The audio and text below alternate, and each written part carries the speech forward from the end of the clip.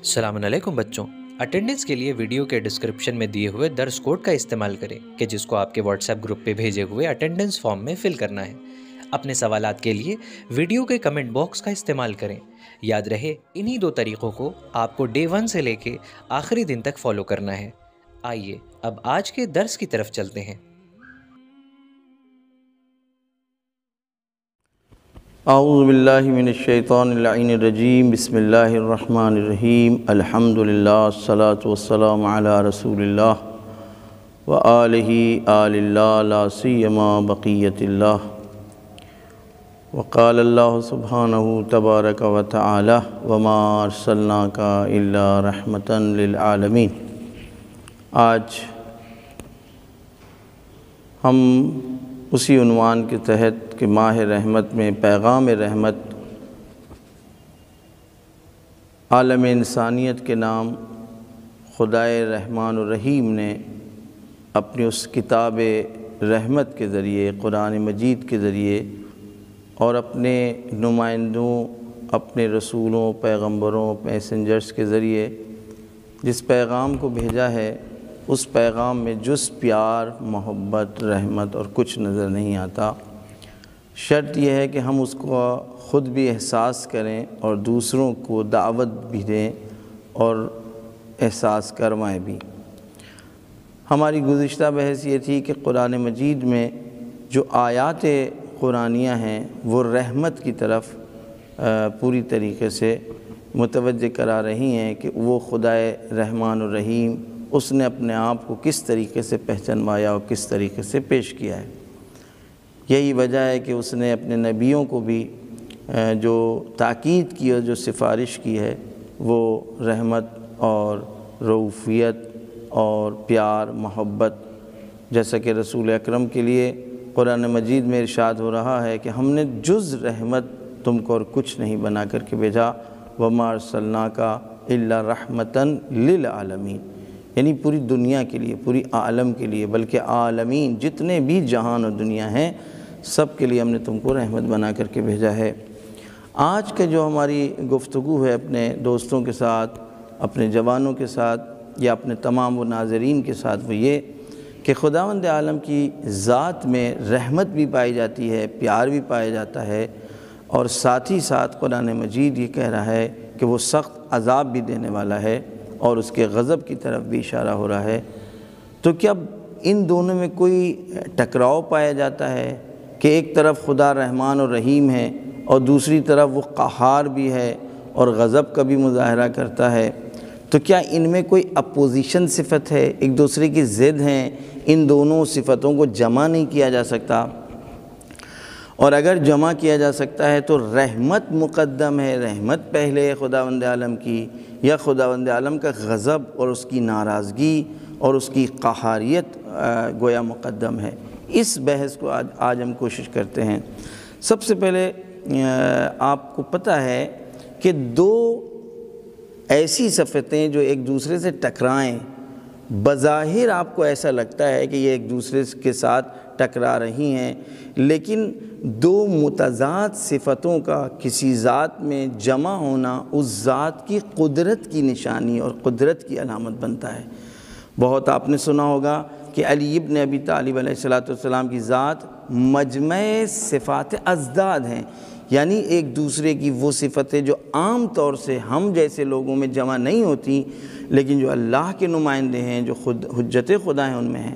یعنی وہ رؤوف بھی ہوتے ہیں، وہ رحیم بھی ہوتے ہیں، لیکن جب میدان جنگ میں ظالموں کے مقابل میں جاتے ہیں اور عاصیوں کے مقابل میں جاتے ہیں، اور وہ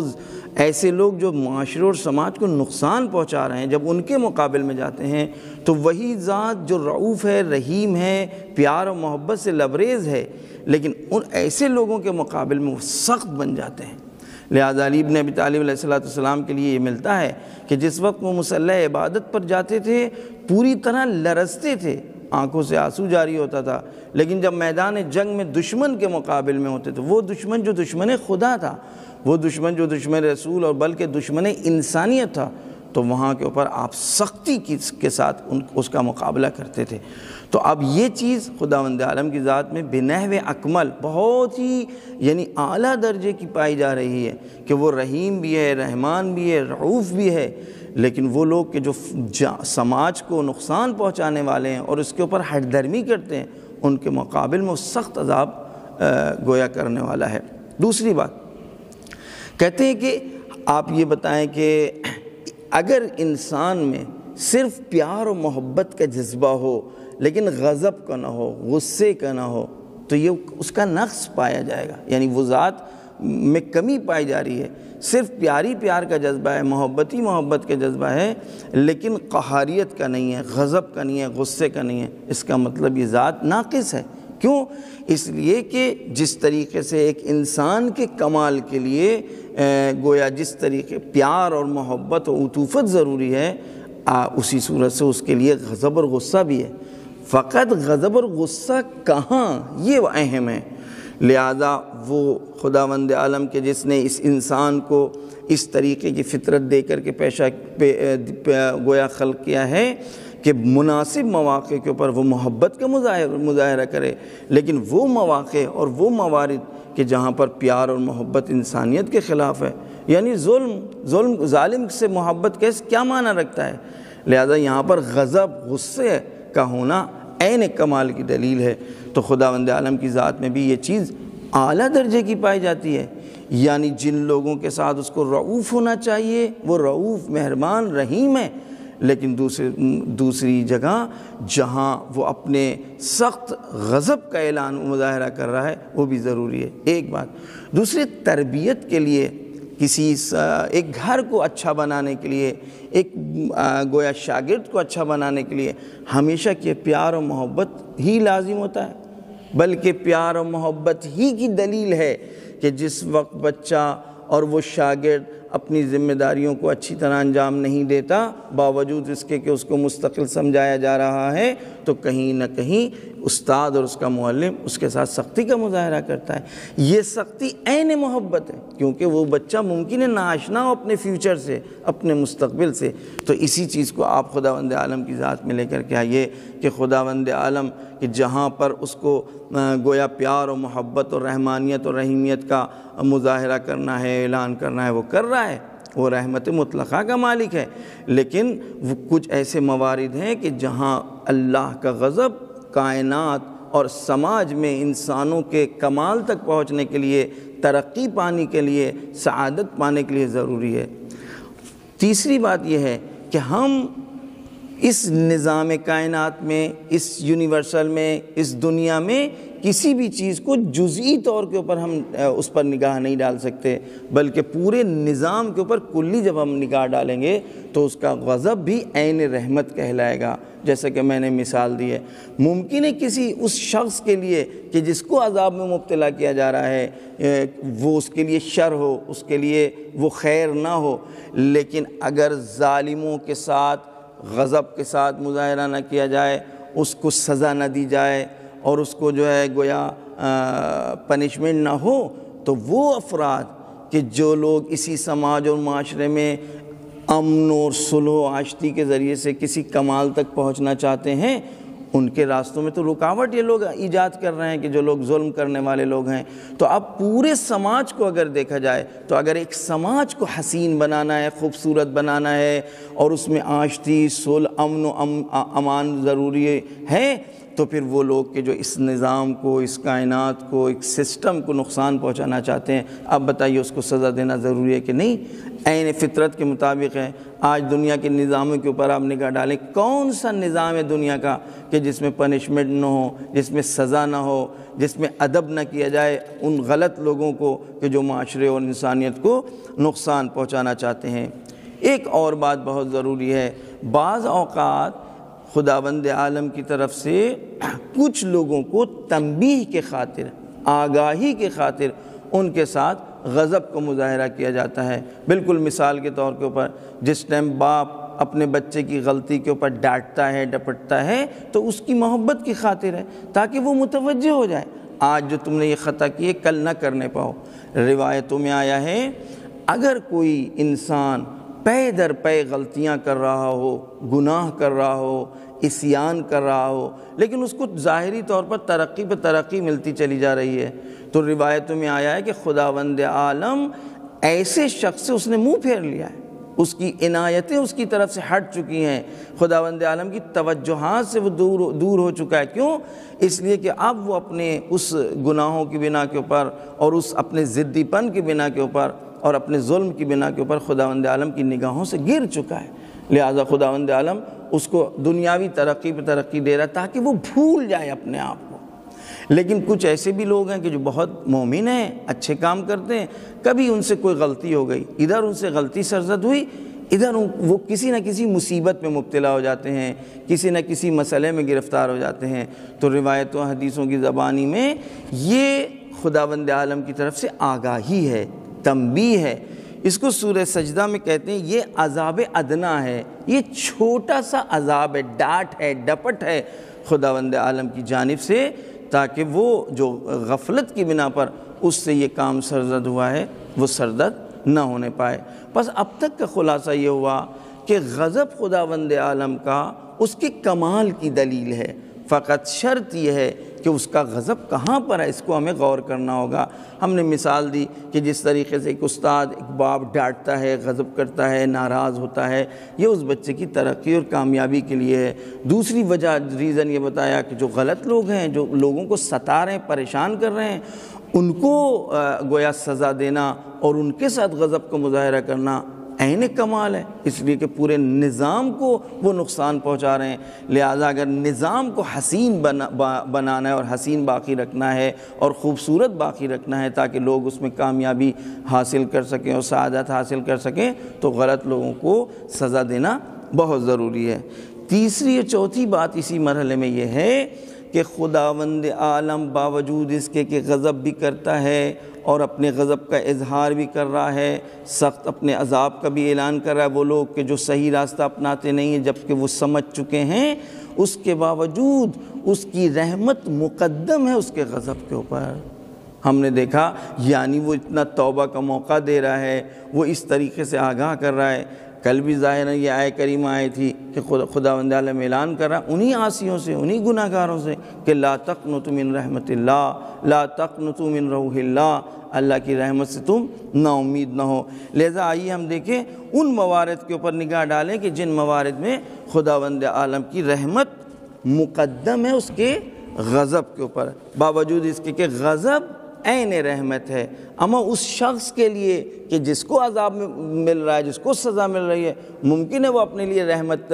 شمار نہ کرے، لیکن پورے سماج اور پورے سسٹم، پورے نظام کو صحیح باقی رکھنے کے لیے ایک اسکول ہے، ایک کالج ہے، ایک بورڈنگ ہے، اس میں کسی نے ایک غلطی کی، اب اس بورڈنگ کا جو ناظم ہے،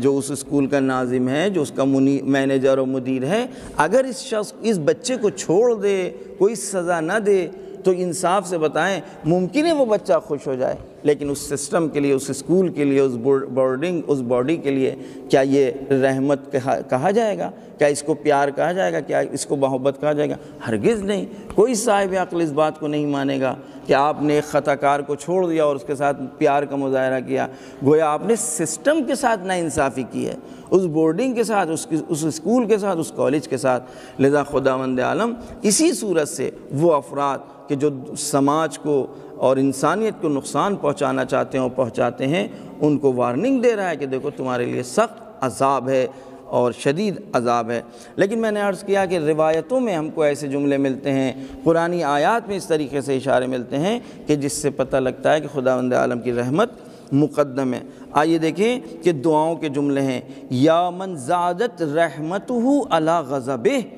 اے وہ ذات کہ جس کی رحمت مقدم ہے، اس کی رحمت زیادہ ہے اس کے غضب کے اوپر، یا من سبقت رحمتہ غضبہ، اے وہ ذات کہ جس کی رحمت پیش پیش ہے، آگے آگے ہے، اس کا غضب پیچھے رہتا ہے۔ یعنی انسان گناہ گار ہے، نادم، لیکن ادھر شرمندہ اور نادم ہوا، اب خداوند عالم کا آنے والا غضب ٹل گیا، آنے والا عذاب ٹل گیا، اور اس کی خداوند عالم کی رحمت ہے کہ اس نے بڑھ کر کے اپنے اس عاصی بندے کو گلے سے لگا لیا۔ بہت سے ایسے واقعات بھی ہیں کہ اگر وقت ملا تو ہم آپ کی خدمت میں اشارہ کریں گے۔ پھر دوسری جگہ ارشاد ہو رہا ہے، انت الذی تسعی رحمتہ امام غضبہ، تو وہ ذات ہے کہ جس کی رحمت آگے آگے ہے غضب سے، غصے سے، یعنی وہ غضب، وہ قہاریت خداوند عالم کی جو ایک گناہگار کو للکارتی ہے، لیکن پھر بھی خداوند عالم اگر وہ بندہ توبہ کر لے، معافی مانگ لے، شرمندہ ہو جائے، نادم ہو جائے، تو خداوند عالم کی رحمت ہے کہ جو فوراً آگے بڑھتی ہے۔ یا من وسعت کل شیء رحمتہ، پھر آپ دیکھیں گے پھر خدا اسی دعائے جوشن کبیر میں خداوند عالم کو خطاب کر کے ہے، اے وہ ذات کہ جس کی رحمت نے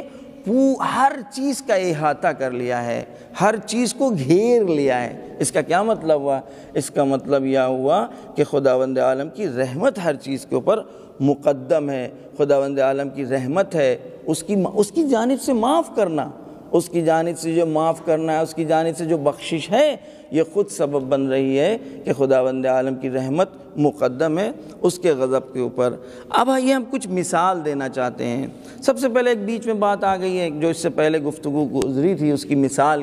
دے کر کے واضح کر دیں۔ میں نے عرض کیا کہ بعض اوقات خداوند عالم کی جانب سے جو سزا معین کی گئی ہے اور جو عذاب معین کیا گیا ہے، یہ سزا اور یہ عذاب ممکن ہے اس فرد خاص کے لیے، اس شخص کے لیے شر ہو، نقصان دہ ہو، لیکن پورے سماج کے لیے وہ عین حیات و رحمت ہے۔ آپ دیکھیں ایک شخص نے گناہ کیا، ایک نے کسی کو قتل کر دیا، اب آیا اس قاتل کو چھوڑ دیا جائے یا اس کو سزا ملنی چاہیے؟ اس لیے کہ اگر قاتل کو چھوڑ دیا تو نہ جانے کتنے مظلوم مجبور اور لوگ ہیں کہ جن کی جانیں خطرے میں۔ قرآن اس کو بڑے لطیف انداز میں ارشاد کر رہا ہے، وہ ارشاد فرما رہا ہے وَلَكُمْ فِي الْقِصَاصِ حَيَاتٌ يَا أُولِي الْأَلْبَابِ، اے صاحبان مغز و عقل، اے صاحبان شعور، تم یاد رکھنا یہ جو قصاص ہم نے رکھا ہے، ایک قتل کے بدلے میں قتل، اس کو سزا دی جائے گی،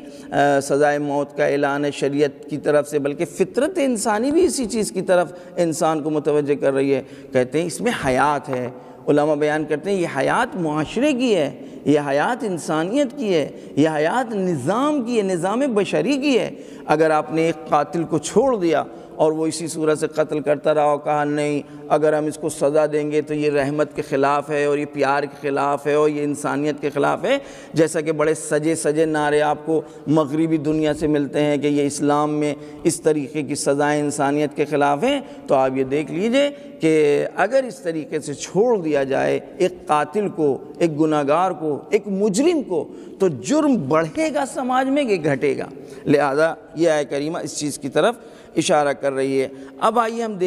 دیکھیں کہ قرآن مجید میں وہ کون سے موارد ہیں کہ جن موارد کے ذریعے سے ہمیں یہ احساس ہو جائے کہ خداوند عالم ہمیشہ احسان کو مقدم کیے ہوئے، رحمت کو مقدم کیے ہوئے، اس کی طرف سے جزا مقدم ہے سزا کے اوپر۔ اب آپ دیکھیں کہ قرآن اعلان کر رہا ہے من جاء بالحسنۃ فلہ خیر منہا، اگر کسی نے کوئی ایک نیکی انجام دی ہے تو اس کو خداوند عالم جو جزا دے گا وہ اس نیکی کے بدلے میں، ایک نیکی کے بدلے میں ایک نیکی نہیں ہے، فلہ خیر منہا، بلکہ اس کے مقابل میں بہت زیادہ اور بہتر دیا جائے گا۔ پھر دوسری جگہ قرآن ارشاد فرما رہا ہے کہ من یقترف حسنۃ نزد لہ فیہا حسنا، اگر کسی نے ایک نیکی انجام دی ہے تو ہم اس ایک نیکی کے مقابل میں اس کو بہت زیادہ عطا کریں گے، جو نیکی کرے ہم اس کی نیکی کو بھی بڑھائیں گے اور اس کو در واقع اس سے زیادہ عطا بھی کریں گے۔ ان اللہ غفور شکور، اسی آیت کریمہ کے آخری جز ہے، اور خداوند عالم بہت زیادہ معاف کرنے والا اور بہت زیادہ اس کی توبہ کو قبول کرنے والا ہے۔ پھر آپ دیکھیں کہ اسی قرآن مجید میں سورہ یونس میں ارشاد ہو رہا ہے، آیت نمبر 26، للذین احسنوا الحسنی وزیادۃ، وہ لوگ کہ جو نیکی انجام دیتے ہیں ان کے لیے نیکی کے بدلے میں نیکی بھی ہے، وزیادۃ، اور اس سے زیادہ ہم خداوند عالم ان کو عطا کرے گا۔ اب آپ یہ بتائیے کہ یہ آیات کریمہ کس چیز کی طرف اشارہ کر رہی ہیں؟ آیا رحمت کو بڑا نہیں بتا رہی ہیں، رحمت کو مقدم نہیں کر رہی ہیں؟ اب آئیے دیکھیں پھر قرآن مجید میں ارشاد ہو رہا ہے ان اللہ لا یظلم مثقال ذرۃ، خداوند عالم ایک دانے برابر بھی ظلم نہیں کرتا، وَإِن تَكُ حَسَنَةً، اور اگر کسی کی جانب سے کوئی ایک نیکی ہو جائے تو یضاعفها، وہ اس نیکی کو کئی گنا بنا دیتا ہے، وَيُؤْتِ مِن لَدُنْهُ أَجْرًا عَظِيمًا، اور خداوند عالم اس نیکی کے بدلے میں اپنی جانب سے بہت عظیم اجر عطا کرنے والا ہے۔ اب عظیم اور بڑا ایک مرتبہ ہم کہتے ہیں، ایک مرتبہ خدائے عظیم اگر اجر کو عظیم کہہ دے، بڑا کہہ دے، عظمت والا کہہ دے، تو یہ بتائیے پھر یہ رحمت واسع الہی نہیں تو اور کیا ہے؟ سورہ انعام میں آیت نمبر 160 میں 160 نمبر، پھر آپ غور کریے کہ خداوند عالم کی جانب سے اعلان ہو رہا ہے، من جاء بالحسنہ، اگر کسی نے ایک نیکی انجام دی، ایک نیک کام انجام دیا، تم نے اگر راستے میں کسی کو راستہ بتا دیا، ایک بیچارہ مجبور ہے، نابینا ہے، اس کو روڈ کراس کرنا ہے، ہمارا جوان بڑھا اور اس نے اس کا ہاتھ پکڑا اور ہاتھ پکڑ کر کے روڈ کراس کر دیا، تم نے ایک ہی نیکی انجام دی ہے، لیکن خداوند عالم کی جانب سے تم کو اس نیک عمل کے مقابل میں جو ملے گا وہ ایک نیکی کے مقابل میں ایک نیکی نہیں ملے گی، فَلَهُ عَشْرُ أَمْثَالِهَا، اس جیسا 10 برابر تمہیں دیا جائے گا۔ اور میں اکثر یہ بات کہا کرتا ہوں، ایک ہم جیسی نیکی ہے، ایک خدا جیسی اس نیکی کے مقابل میں 10 برابر ہے۔ اب انصاف سے بتائیے ہم کس کو نیکی کہتے ہیں اور خدا کس کو نیکی کہے گا؟ ہم نے کسی کا ہاتھ پکڑ کر کے روڈ کراس کر دیا، ہم سوچتے ہیں کہ ہم نے نیکی کر دی، یہ ہماری نیکی ہے۔ ہم نے کسی پہ بھوکے کو کھانا کھلا دیا، یہ ہماری نیکی ہے، یعنی ہم اپنے اعتبار سے نیکی سمجھ رہے ہیں۔ پھر خداوند عالم اپنے اعتبار سے جب کسی کے ساتھ نیکی انجام دے گا تو وہ بھی اللہ کی جانب سے 10 برابر نیکی ہوگی۔ تو یہ خداوند عالم کی رحمت واسعہ ہے، اور کیا ہے؟ اب آگے بڑھ کے دیکھیے آیت کیا کہہ رہی ہے۔ آیت اعلان کر رہی ہے وَمَنْ جَاءَ بِالْحَسَنَةِ فَلَهُ عَشْرُ أَمْثَالِهَا، تب تو 10 برابر ہم دے دیں گے۔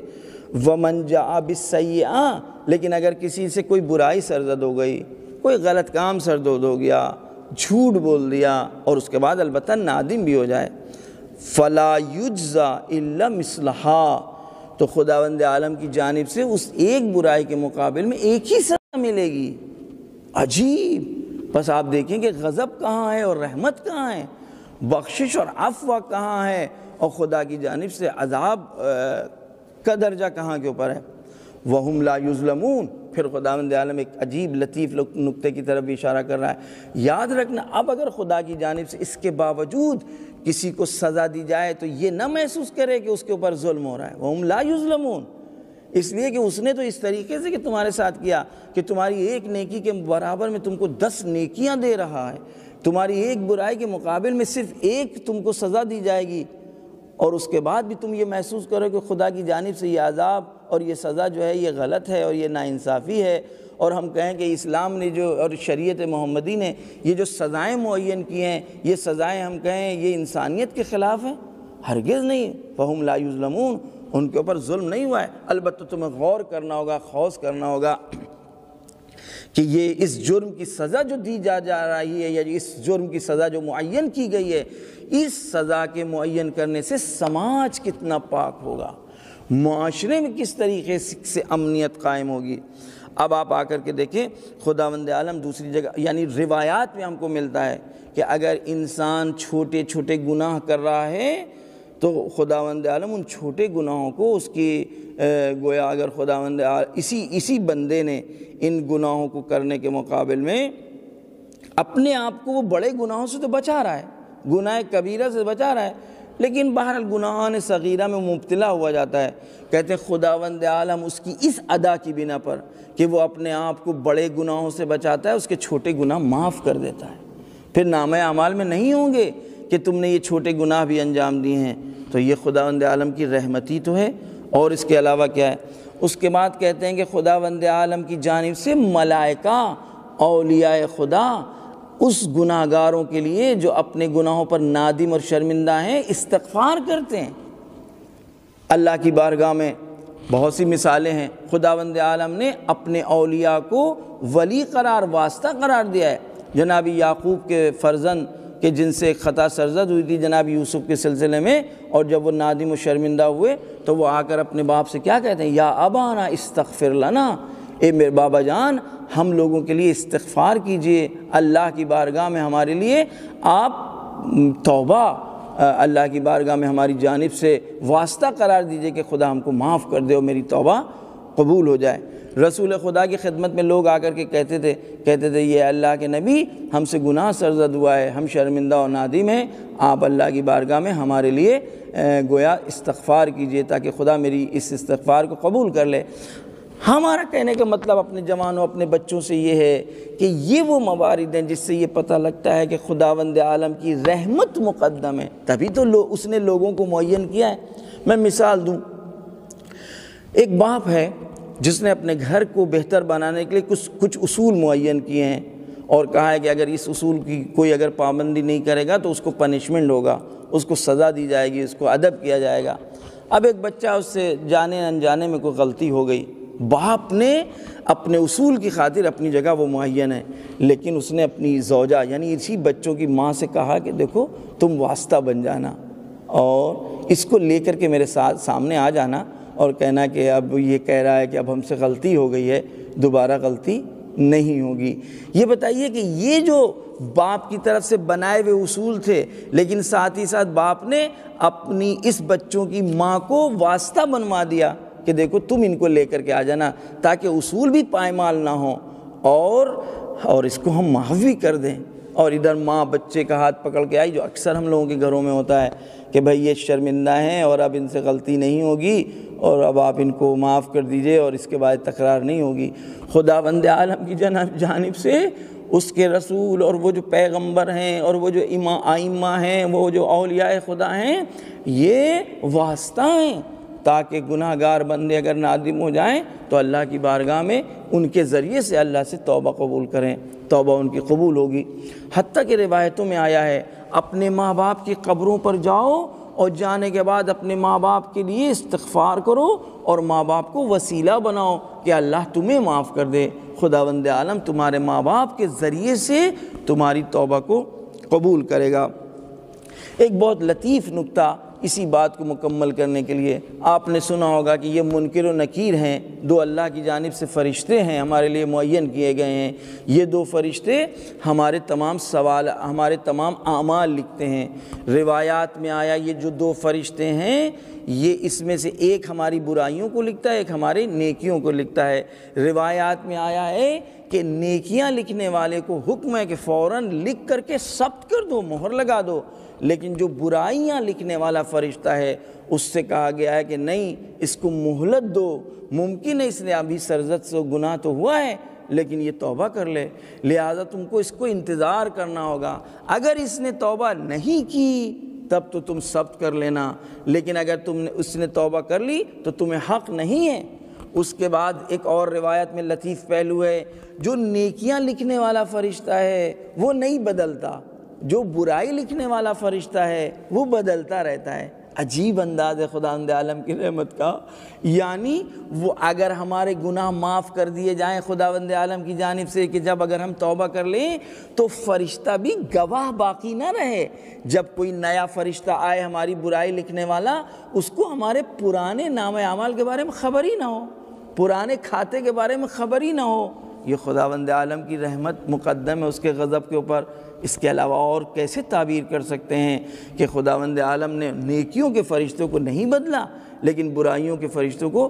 بدلا ہے تاکہ وہ ایک دوسرے فرشتوں کو خبر نہ ہو اس کے بندے کے بارے میں۔ یہ ہے خدا ہے رحمان اور رحیم، یہ ہے وہ توبہ قبول کرنے والا،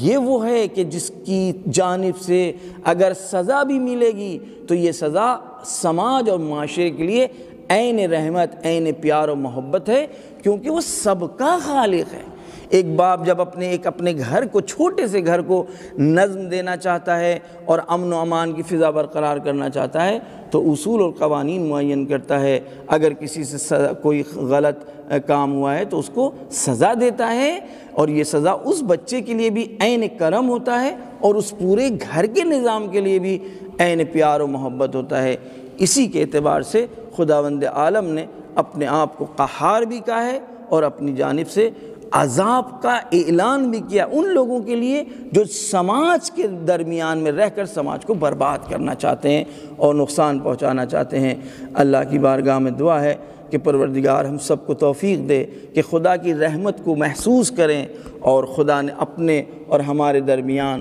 جو اپنے وسیلوں کو معین کیا ہے، رسول، پیغمبر اور امام، مخصوصاً آج وقت کا جو ہمارا امام ہے، اسی کو واسطہ بنائیں، اسی کو وسیلہ بنائیں کہ اس کے ذریعے سے ہماری دعائیں بھی اللہ کی بارگاہ تک پہنچیں اور اسی کے ذریعے سے ہمارے گناہ بھی معاف ہوں۔ اللہم صلی علی محمد وآل محمد، اللہم کن ولیک الحجۃ ابن الحسن صلواتک علیہ وعلی آبائہ فی ہذہ الساعہ وفی کل ساعہ ولیا وحافظا وقائدا وناصرا ودلیلا وعینا حتی تسکنہ ارضک طوعا وتمتعہ فیہا۔